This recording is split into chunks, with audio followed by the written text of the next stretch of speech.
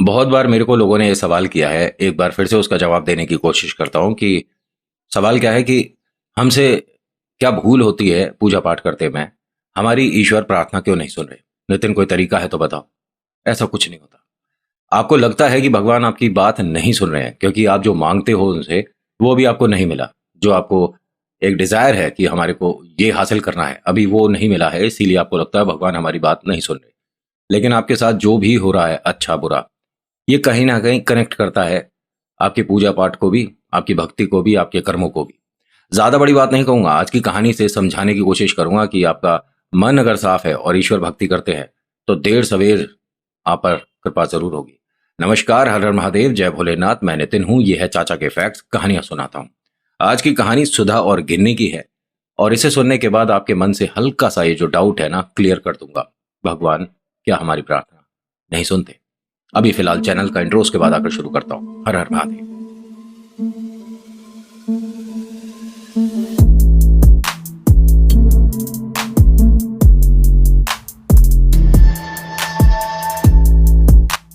कहानी शुरू करने से पहले रिक्वेस्ट है कि अगर पसंद आती है तो जय श्री श्याम लिखिए और शेयर करिएगा अपने मित्रों के साथ। जितने भी श्याम प्रेमी हैं प्लीज इसे आगे पहुंचाइएगा, तभी मैं भी थोड़ा आगे बढ़ पाऊंगा, अदरवाइज मैं क्या ही अकेले कर पाऊंगा। ठीक है। सुधा एक ऐसी बिटिया जो कि एम.कॉम कर चुकी है, जॉब की तलाश में है और जो घर पर आकर हमेशा ताने सुनती है कि नौकरी करके क्या ही कर लेगी। 2-4 महीने में तेरी शादी कर देनी है, तुझे दूसरे घर जाना है, क्यों हमारी नाक कटवाना चाहती है? ये माता पिता के बोल हैं। इसमें मसाला लगाती है गिन्नी, इनकी छोटी बहना। वो कहती है कि अगर ये बाहर जाकर नौकरी करेगी तो अच्छे परिवार से रिश्ता नहीं आएगा और इसकी वजह से मेरे लिए भी ऊट पटांग रिश्ते आएंगे। अब ये सेकेंड ईयर में है, गिन्नी सेकेंड ईयर में है और सुधा कॉलेज कर चुकी है और एम.कॉम करने के बाद जॉब की तलाश में थी। सुधा बस हर बार ये बोलती थी कि आपको मेरी शादी की इतनी ज्यादा जल्दी क्या है? अरे अभी तो मेरी पढ़ाई खत्म हुई है, कम से कम 1-2 साल का मुझे अनुभव लेने दीजिए। ईश्वर ना करे कभी आप मेरी ऐसे घर में शादी करा दो कि आगे चलकर मुझे अकेले ही मतलब परेशानियों का सामना उठाना पड़े। तो मैं पढ़ी लिखी हूं, कम से कम अनुभव होगा तो नौकरी करके अपने परिवार को, बच्चों को पाल तो पाऊंगी। उन्होंने कहा ऐसा है, दिमाग में नेगेटिविटी लेकर नहीं चला जाता, कुछ भी गलत नहीं होगा, अच्छा परिवार देखो। और हर माँ बाप का सपना होता है कि अपनी बिटिया को अपने से अच्छे घर में पहुंचाए। अगर ये सपना इनके माँ बाप ने भी देखा है तो क्या गलत किया, लेकिन तरीका थोड़ा सा अलग है उससे बात करने का, उसे समझाने का। सुधा अपने मम्मी पापा से ना बहुत सारी बातें नहीं कर पाती, तो इनके घर के बिल्कुल जस्ट बराबर वाला जो मकान है, पड़ोसी जिन्हें कहूंगा, उन्हें ये लोग बुआ जी बोलते हैं। ठीक है। और बुआ जी से जाकर अपने दिल की बात शेयर करती है। बहुत बार बुआ जी ने से कहा भी है कि तू अरदास लिया कर श्याम बाबा के सामने और उनसे अपनी बात कह दिया कर। ये बस ये कहती है कि नहीं, मैं ठीक हूं, आपसे कहकर थोड़ा मन हल्का हो जाता है। एक बार की बात है, सुधा रोते हुए घर में जा रही थी तो बाहर बुआ जी खड़ी थी और वो भी साथ में आ गई कि क्या बात हुई। उन्होंने कहा नहीं, मेरे को बस आज अच्छा नहीं लगा। उन्होंने कहा लेकिन हुआ क्या है सुधा, बता तो सही। सुधा ने बताया कि मेरे को आज नौकरी के लिए हाँ हो गई है और मैं कर नहीं सकती, इसीलिए मैं रो रही हूँ, अपनी किस्मत को रो रही हूँ। माता पिता ने भी पूछा कि मतलब मैं समझे नहीं कि क्या हुआ है, तू कह रही है कि नौकरी के लिए हाँ हो गई और कर नहीं सकती, ऐसा कैसे? उसने कहा हाँ पापा, वो दूसरी जगह भेज रहे हैं, जब आप मुझे यहीं पर नौकरी करने के लिए 100 बातें सुनाते हो तो दूसरे शहर जाने के लिए क्या ही कहोगे। उन्होंने कहा हाँ बिल्कुल ठीक बात है, नहीं करनी चाहिए ऐसी जगह नौकरी। जो बुआ जी है उन्होंने कहा कि अगर ये बिटिया की जगह बेटा होता तो भी नहीं भेजते। उन्होंने कहा देखो, दूसरों के घर में अपनी टांग अड़ाना बंद कर दो, हमें आपकी सलाह की जरूरत कल भी नहीं थी और आज भी नहीं है। बुआ जी ने कहा कि वो तो मैं जानती हूँ कि तुम्हें मेरी बातें बुरी लगती हैं, मेरी भी तो बिटिया है, बाहर रहती है, अपनी पढ़ाई कर चुकी है, नौकरी कर रही है, हमें तो कोई परेशानी नहीं हुई। और तो और वो अपने लिए कोई लड़का भी देख रही है और अगर अच्छा रहा, परिवार सही रहा, जन्मपत्री मिल गई तो हम शादी भी करा देंगे। हमारे सिर की टेंशन खत्म हो गई। तुम लड़का ढूंढ रहे हो, उसने लड़का ढूंढ लिया, देखा। उन्होंने कहा यही होता है, अगर लड़की कहीं घर से बाहर जाकर रहेगी तो यही सब होता है। उन्होंने कहा क्या मेरी लड़की गलत है?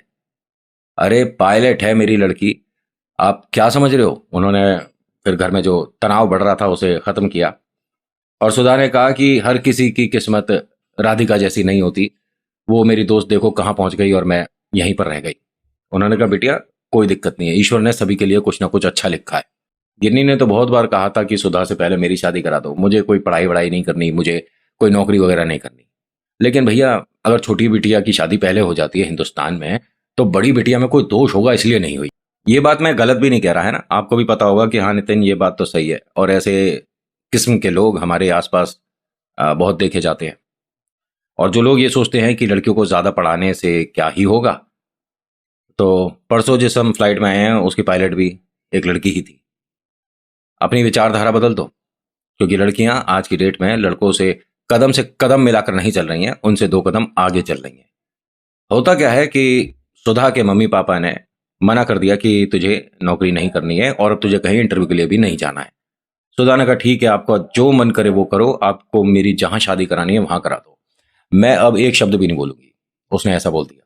गिन्नी बड़ी खुश होती है, क्योंकि इसे और मम्मी पापा को पता है कि 2 दिन बाद लड़के वाले आने वाले हैं देखने के लिए, और ये एक ऐसे रईस परिवार से रिश्ता है जिनके घर को देखने के लिए लोग दूर दूर से आते हैं। महल है, घर नहीं है, जॉइंट फैमिली है और बहुत ज्यादा पैसे वाले लोग हैं। एक और कमाल की बात बताऊं कि सुधा खैर एमकॉम करा हुआ है इसने, क्या है एमकॉम, लेकिन जिससे शादी होने वाली है लड़का पता है कितना पढ़ा लिखा है। इसे किस्मत नहीं कहोगे तो क्या कहोगे। लड़का 10th 2 बार कोशिश कर चुका है, बस उसके बाद नहीं हुई तो छोड़ दी। लड़का 10th है भाई साहब, पास और फेल तो बोल ही नहीं सकते हम। सुधा क्या है, बस एमकॉम, लेकिन लड़का 10th, पास फेल मुझे नहीं पता, ठीक है। और फेल ही होगा जब 2 बार ट्राई करो और 11वीं का कुछ हिसाब किताब नहीं बना तो फेल ही कहेंगे। लेकिन पैसा बहुत है, कोई टेंशन नहीं हुई, बहुत पैसा। वो लोग आए देखने वाले तो घर के बाहर लाइन लग गई गाड़ियों की, और उनकी गाड़ियों को देखने के लिए लोगों की भीड़ लग गई। भाई ऐसी गाड़ियां इस मोहल्ले में पहली बार आई थी। वो लोग आते हैं अपने पूरे घमंड के साथ और बातें पूछते हैं, लड़की कितनी पढ़ी लिखी है, खाने में क्या बनाना आता है, लड़की बोल के बताए, लड़की गा के बताए, लड़की चल के बताए। ये सारी जो भी ड्रामेबाजियां होती हैं करी गई। लड़के को भी एक बार चलवा के देख लेते, गवा के देख लेते कैसा गाता है, पूछ लेते ये कितने। लेकिन कोई बात नहीं भैया, जिसकी जैसी सोच और जिसकी जैसी अनुभव वैसी कहानी मैं यहां से प्रस्तुत करता हूं। अच्छा, सुधा की किस्मत इतनी अच्छी रही कि लड़के वाले हाँ कर गए। उन्हें ऐसी ही लड़की चाहिए थी जो मिलनसार हो, पारिवारिक हो, देखने में सुंदर हो और हमारे लड़के का अच्छे से ख्याल रखे, प्यार भाव रहे और ज्यादा कुछ बोले नहीं। यहाँ पर लड़के वालों ने बात बात में एक बात और बोली कि अच्छा है आपकी बिटिया शादी करने से पहले कहीं नौकरी वगैरह नहीं कर रही। हम हमारे को ऐसी लड़की नहीं चाहिए जो ये पैंट कमीज पहन के नौकरी पे चलते थे। सुधा यहाँ कुछ बोलने वाली थी, तभी मना कर दिया इनके मम्मी पापा ने कि बेटा आप एक काम करो, कॉफ़ी ले आओ। उसे भेज दिया गया था क्योंकि सुधा जवाब देने वालों में से थी और यहाँ वो इनकी मानसिकता ठीक कर देती 1 मिनट में। लेकिन मम्मी पापा के मान सम्मान की वजह से कुछ नहीं बोली। चलिए ठीक है, लेट इट बी, जाने दो। हुआ क्या, रिश्ता तय हो गया और 1 महीने बाद शादी थी। शादी होने से पहले बुआ जी के घर पर गई और कहती है कि बुआ जी मैं जिस घर जा रही हूँ इस घर में कोई पढ़ा लिखा है ही नहीं। उन्होंने कहा बेटा कोई बात नहीं, परिवार अच्छा होना चाहिए, मन अच्छा होना चाहिए, उन सभी का तेरे प्रति प्यार भाव होना चाहिए। नहीं है पढ़े लिखे तो कोई बात नहीं, हर घर में लोग एमकॉम या बीटेक तो होते नहीं, और पुराने जमाने में तो लोग 10वीं भी नहीं करे होते, लेकिन परिवार में जुड़कर और मिलकर रहते थे। तू परेशान मत हो, मैं तेरे लिए अरदास लगाऊंगी। तो कहती है कि नहीं, आज मैं लगाऊंगी। कौन है खाटू श्याम बाबा और कौन है ये जो कि बुरे वक्त को अच्छे में बदल देते हैं। उन्होंने कहा बुरे वक्त को अच्छे में नहीं बदलते, बस तुम्हें बुरे वक्त में हारने नहीं देते। तू एक बार बाबा श्याम से अरदास लगा दे।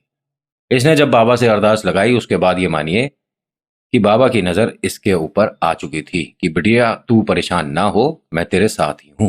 शादी होती है, शादी होने के बाद वैसे बीच में बहुत सारी और भी बातें हुई थी। शादी के समय उनके अरेंजमेंट को लेकर, उनके माता पिता के कपड़ों को लेकर बहुत अजीब अजीब बातें बोली गई थी। वो कहानी में मतलब नहीं कि इंट्रोड्यूस किया जाए बातों को।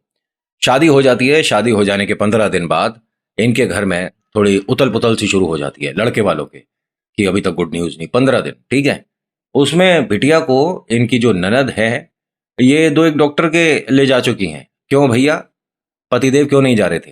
पहली बात, हाँ ठीक है आपके बेटे हैं, वो चांद से उतरे हैं, है ना, या किसी और ग्रह पर है उनका हिसाब किताब आने जाने का, पृथ्वी पर तो है नहीं। क्योंकि शादी के बाद अगर बाई चांस इन्हें एकदम इतनी जल्दी खुशखबरी चाहिए तो दोनों ही डॉक्टर के पास जाने चाहिए थे ना। है क्यों, लड़का मोमबत्ती का बना हुआ है क्या? डॉक्टर के पास जाएगा तो पिघल जाएगा? नहीं ना, जाना चाहिए था।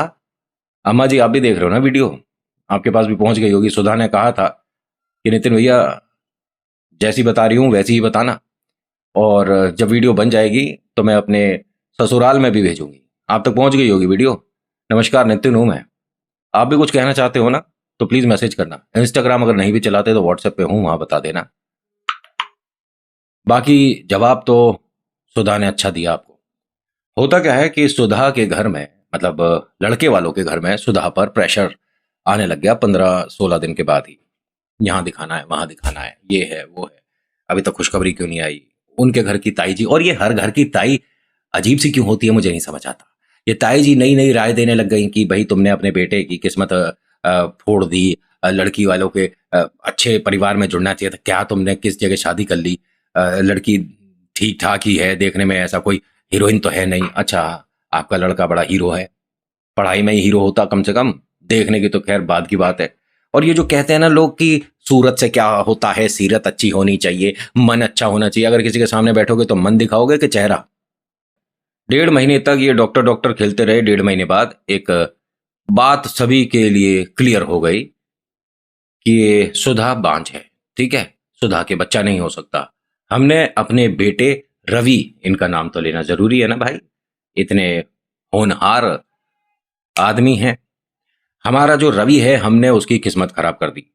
रवि बड़ा परेशान रहता है, हमेशा माँ से शिकायत करता रहता था कि माँ तुमने मेरे लिए क्या ही देखा, एक कुआं धकेल दिया मुझे, और ऐसा वैसा, अज्ञान की बातें करवा लो और पढ़ाई लिखाई की बातें करवा लो। मुझसे पूछती रहती है कि मैं 10वीं के बाद क्यों नहीं पढ़ा, इसका क्या मतलब है, कौन होती है, मेरी माँ लगती है, और पता नहीं क्या क्या।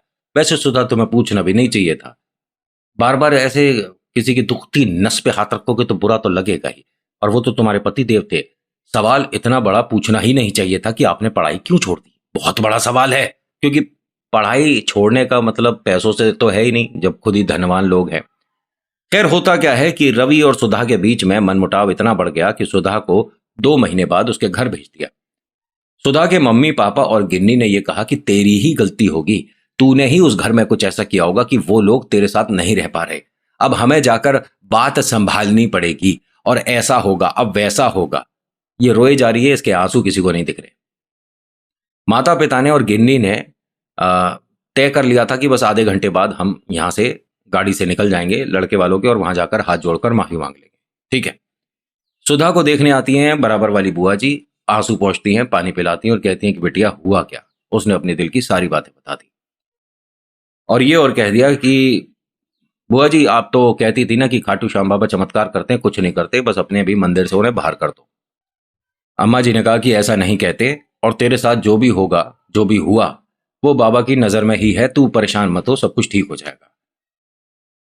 सुधा की जो बहना है गिन्नी, जब ये सब लोग तैयार होकर जा रहे थे तो गिन्नी को एक बात बोलती है कि देख, मेरे से तो गलती हो गई, लेकिन तेरे को प्यार करने वाला वो जो पंकज है, मैं जानती हूँ, वो 2 बार अपने प्यार का इजहार कर चुका है। भले घर का लड़का है, मम्मी पापा डॉक्टर है, वो भी डॉक्टरी पढ़ाई कर रहा है, आज नहीं तो कल उसका फ्यूचर बहुत अच्छा है, ब्राइट है। ऐसे घर में जा जो कि लोग पढ़े लिखे हों, ऐसे घर में नहीं जो कि घर तो बहुत महंगा है, पैसा बहुत सारा है, लेकिन पढ़े लिखे लोग नहीं है। उसने कहा मुझे ज्यादा नॉलेज की जरूरत नहीं है, और मुझसे ये फालतू की बातें मत करो। जो लड़का जो बता रही हो तुम, हाँ उसके मम्मी पापा डॉक्टर है, तो हम क्या करें। उसने कहा ठीक है, बस मेरा काम था, बड़ी बहन के नाते मैंने तुझे बताया, समझना नहीं समझना वो तेरे ऊपर है। अब यहां से गिन्नी, गिन्नी के मम्मी पापा पहुंच गए लड़के वालों के। लड़के वालों के ना, रवि जैसा एक और होनहार, एकदम बिल्कुल फैंटास्टिक लड़का, जो कि ग्रेजुएट नहीं बोलेंगे, ये 12वीं फेल है। छोटा भाई 12वीं फेल, बड़ा भाई 10वीं फेल। लेवल देख रहे हो पढ़ाई का। जब बड़ा नहीं पढ़ा तो हम छोटा का करेंगे पढ़ के, लेकिन फिर भी हमने खींच तान के 12वीं तक तो पहुंच ही गए। जैसे ही गिन्नी घर पर आती है, और आज न जाने इन लोगों की नजर गिन्नी पर क्यों इतनी गई है। पहले भी गिन्नी देखा था इन्होंने कि हाँ है घर में, लेकिन एकदम से क्या कहते हैं कि देखिए हम आपकी बेटी की कोई बात नहीं करना चाहते, सुधा को अपनी दिमाग से, जिंदगी से निकाल दीजिए। गिन्नी के बारे में आपने क्या सोचा है? जी हम समझे नहीं। हमारे छोटे बेटे से अगर हम गिन्नी की शादी का प्रस्ताव आपको देते हैं तो कैसा लगेगा? अब मम्मी पापा खुश, गिन्नी खुश, घर देख रहे हो, गाड़ियां देख रहे हो, है लड़का कहाँ है, वो आ जाएगा, कोई बात नहीं, लेकिन शादी की बात तो हाँ कर दो। अरे कम से कम देख तो ले उसे जिससे तेरी शादी होनी है। और कमाल की बात देखिए, यहाँ रिश्ता तय हो गया। मतलब देख रहे हो, एकदम फटाफट काम चल रहा है। घर आए मिठाई लेकर, सुधा को मिठाई देते हैं, उसके सामने रखते हैं और कहते हैं कि तू सच में, हम सोचते थे पहले कि एक अपशगुन है, एक बुरा दाग है हमारे घर पर, लेकिन तेरी वजह से आज गिन्नी का घर बस रहा है। तू बहुत अच्छी है, सही किया दामाद जी ने तुझे घर से निकाला, तू घर पर आई, रोई, हम बात करने गए। उन्होंने कहा मम्मी मैं समझी नहीं, आप क्या कह रहे हो? अरे हम गिन्नी की शादी की बात करके आए हैं। बुआ जी भी यहीं पर थी, उन्होंने कहा क्या, किससे शादी की बात कराए? कहीं इसके पति से तो नहीं कर दी शादी की बात तुमने रवि से? उन्होंने कहा आपने हमें मूर्ख समझ रखा है, हम अपनी बिटिया का घर बर्बाद कर देंगे, कैसी बातें करते हो आप? रवि का जो छोटा भाई है चेतन, उससे हमने अपनी बेटी गिन्नी का रिश्ता तय कर दिया है। माता पिता के सामने हाथ जोड़ती है सुधा और कहती है कि उस घर में शादी मत करो। मैंने आपको बहुत कुछ तो बताया नहीं जो मेरे साथ वहां होता है। जिस लड़के से आप शादी कराने की बात कर रहे हो, जो मेरे देवर जी हैं, 3-4 बार मेरे को इतना गलत बोल चुके हैं जो कि मैं यहाँ आप सभी के सामने बोल भी नहीं सकती। अगर मेरा कोई बड़ा भाई होता तो मैं उससे ये बात जरूर करती और वो इस लड़के को, चेतन को सीधा कर देता। बस ये कमी रह गई। सच में अगर आप सुनना पसंद करो तो मैं बताऊं कि वो मेरे को क्या क्या बोल चुका है। नहीं नहीं, तू बड़े लोगों के बारे में तो बस ऊट पटांग बातें करती है। तेरे को ज्यादा पढ़ाई सिर पर चढ़ गई है। हम बस गिन्नी की अब कल वो जन्मपत्री लेकर जाएंगे और फिर देखो क्या कमाल होता है। शादी तो एक तरह से तय हो चुकी है। उन्होंने कहा ठीक है, आपको नहीं माननी मत मानो। ये खुशियां मनाते हुए अंदर कमरे में चले गए और सुधा ने अपनी बुआ जी से कहा कि बस देख लिया मैंने खाटू श्याम बाबा कितने चमत्कार करते हैं। मेरा तो घर बर्बाद हो ही गया, मेरी बहना का बर्बाद हो रहा है मेरे सामने। उन्होंने कहा नहीं होगा, तू अरदास लगा। इसने बाबा से अरदास लगाई और बाबा ने स्वीकार कर ली। इसने बाबा से जो अरदास लगाई थी, अब जरा ध्यान से सुनिएगा। अगले दिन ये लोग जन्म पत्री लेकर उनके घर तक पहुंचे। उनके घर कोई पंडित जी आए हुए थे और जो पंडित जी आए हैं उससे वो लोग भी कभी नहीं मिले थे। बस यहां से पंडित जी जा रहे थे तो पता नहीं कैसे इनके घर रुके, बात हुई और वो अंदर आ गए कि जन्मपत्री देखने में विशेषता है, बहुत एक्सपर्ट है, स्पेशलिस्ट है। अब सुधा की जो बहना है गिन्नी, सुधा घर पर कैसे वापस आएगी उसका कोई चर्चा नहीं हो रहा, लेकिन गिन्नी की शादी कैसे होनी है उस पर बात हो रही है। चेतन भी आज बैठा है। चेतन को देखकर लग रहा था कि शायद वो जो 6 बजे गाड़ी तेरा भाई चलाएगा अभी उतरी नहीं है, उसी हिसाब किताब में बस उसे नहला के बाल वाल सवार कर बैठा दिया है। उसे पता ही नहीं सामने बैठा कौन है कौन नहीं बैठा, लेकिन वो बस टिके हुए बैठे हुए हैं। ठीक है, दीवार से टिका रखा है, अगर हल्का सा कोई इस तरह से छू देगा तो ऐसे धड़ाम गिर जाएंगे। समझ गए? लेकिन पैसे वाले लोग हैं, ज्यादा कुछ सोचने की नहीं है इनके बारे में आपको। गिन्नी ने भी देखा, लेकिन गिन्नी बस घर देख रही थी, परिवार देख रही थी। उसे सामने बैठा दूल्हा जो कि थोड़ा थोड़ा झूल सा रहा है, उस पर नजर ही नहीं पड़ रही थी। ठीक है, शादी के बाद ठीक हो जाएगा, सही हो जाएगा, बड़े लोगों के ये क्या कहते हैं, शौक होते होंगे। जो यहाँ पंडित जी हैं उन्होंने जैसी जन्मपत्री खोली तो अगर किसी दूसरे पंडित जी को दिखाया जाए तो दोनों के गुण मैच कर रहे थे, लेकिन यहां ये पंडित जी सब कुछ उल्टा उल्टा बोलते चले गए और इतना ज्यादा उल्टा बोल दिया कि इस घर में अगर शादी हुई तो तुम अपने चेतन से और रवि से भी हाथ धो बैठोगे। इतने ज्यादा नकारात्मक ऊर्जा लेके आएगी ये लड़की घर में। इससे जिसकी शादी होगी वो 11 महीने के अंदर ईश्वर के पास, अरे क्या बात कर रहे हो, हम ऐसे नहीं कर सकते और ये नहीं हो सकता और वो नहीं हो सकता, हम ऐसे घर में शादी नहीं करेंगे, हमें तो पता ही है कि इनकी बड़ी बेटी जो है वो तो मनूस है, ये तो छोटी बेटी भी मनूस है, वो तो अच्छा है पंडित जी आपने सारी बातें बता दी। माता पिता को समझ ही नहीं आया कि ये क्या। उन्होंने कहा जन्मपत्री किसी और को दिखा देते हैं। उन्होंने कहा अच्छा, मेरी आप काबिलियत पर शक कर रहे हो? आप जानते हो मैं कौन हूं, कहां से पंडित हूं और ये और वो, बहुत सारी उन्होंने अपनी खास खास बातें बता दी। माता पिता को बहुत बुरा लगा। अच्छी खासी शादी तय हो गई थी, जन्मपत्री क्यों ही मिलवा रहे थे, बस तारीख बता दे, उस तारीख को शादी हो जाती। लेकिन पंडित जी ने चलते चलते कहा कि आप अपने बड़े बेटे की जरा जन्मपत्री दिखाना, आपके बड़े बेटे रवि के बारे में जरा दिखाओ। उसकी दिखाई जन्मपत्री तो बताया कि इसकी शादी जिससे हुई है वो इतनी ज्यादा काबिल लड़की है कि अगर वो घर में रहती है और आप सब उसका मान सम्मान करते हो तो घर में अगर आपके 1,000 रुपए है ना तो 1,000 के 10,000 और 50,000 कब हो जाएंगे पता भी नहीं चलेगा। आपके घर के सारे कष्ट को वो अपने पैर से दबाती चली जाएगी, सारी परेशानियां गायब हो जाएगी। माँ लक्ष्मी का रूप है। वो है कहाँ गुड़िया? वो घूमने गई हुई है। अच्छा, कहाँ गई है घूमने? वो अपनी चाची की बेटी के साथ गई है हरिद्वार। उन्होंने कहा अच्छा अच्छा। जब वो आए तो जो मैंने बताया ध्यान रखिएगा। और ये गुड़िया, ओहो हो, आपके जुड़वा बच्चे का योग है। अब सब लोग एक दूसरे को देख रहे थे कि भाई हैं, बच्चों की वजह से ही तो दिमाग में उनके सारी बातें आई थी और निकाल दिया था। गिन्नी को बहुत बुरा लग रहा है कि कैसा पंडित है, हैं? मेरी बहना की तारीफ करे जा रहा है और मैं सामने बैठी हूं, और मैं ऐसी ही कि 11 महीने में पति क्या क्या क्या बोले जा रहा है, बेवकूफ आदमी। गिन्नी तो मान नहीं रही थी, लेकिन गिन्नी के मम्मी पापा ने बस इसे बैठा ही रखा था कि यहाँ पर बैठी रहे, अभी चल रहे हैं।